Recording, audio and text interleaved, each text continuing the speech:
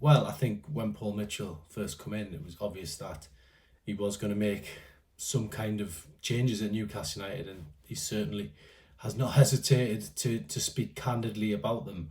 And I think, the outcome of that interview last week has been the talk of football, if we're being totally honest, because it sparked so many other stories, so many other narratives, and Newcastle have been, the talk of the Premier League once again. And I think any, figurehead who goes into a football club is always going to try and stamp their authority. We didn't quite see it with Dan Ashworth.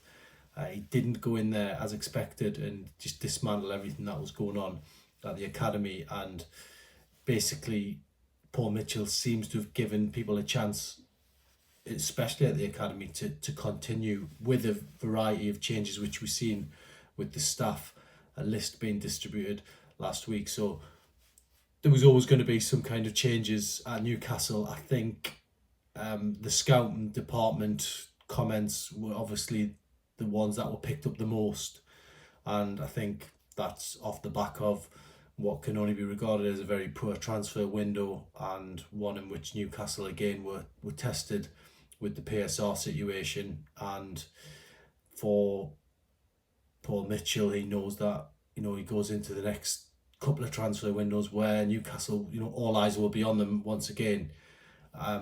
2 months in the job, can he be judged? Probably not really at the moment. I think you do have to give him a fair crack of the whip. I think Eddie Howe, it's been obvious that there has been, I suppose, what you could call teething problems, between the backroom staff and Paul Mitchell and James Bunce coming in. Always going to happen. But for all that, Newcastle are unbeaten in the first few games in the Premier League, and look where they are. They've got 7 points on the board. They're into the next round of the Carabao Cup. They've got a draw that hopefully they can win down at Wimbledon. So hopes will still be alive in that competition as well. So, it's not all doom and gloom. We're not sitting here and it's been a disastrous start to the season. Have Newcastle played well? Probably not, in patches. I think they've been more of a team that have been rolling the sleeves up and trying to grind results. And I think for Eddie Howe, he knows that that's got to improve. And I think it can only improve. It can only get better, really.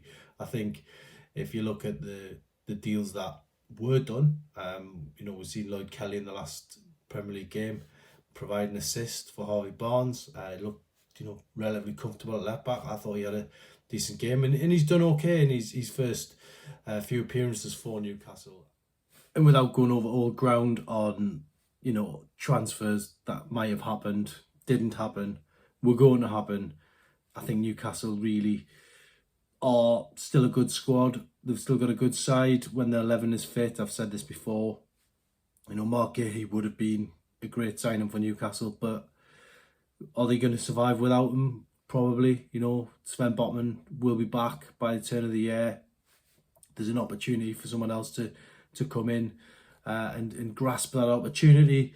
And I think really the players now they're fired with enthusiasm, and they go into that Wolves game, probably with a bit of a statement to make. It will be a tough game, of course, but I think for Eddie Howe, it's a chance to extend that unbeaten run and probably just get back on with things. I spoke to Eddie Howe after that win over Spurs, and I said, is the narrative back in your control because the window's now shut? But I think ultimately he'll believe that he can do his talking with the results now. I don't think he'll go too deep on the quotes from Paul Mitchell. He'll certainly be asked about them and he'll provide answers, but I don't think he'll want to make that a big deal. I think he'll try and move on to it and switch focus to beating Wolverhampton Wanderers, and that's pretty much where Newcastle are after this international break, if everyone gets through fit. And we've got Sandro Tonali now, having played 90 minutes for Italy. Hopefully he gets back unscathed.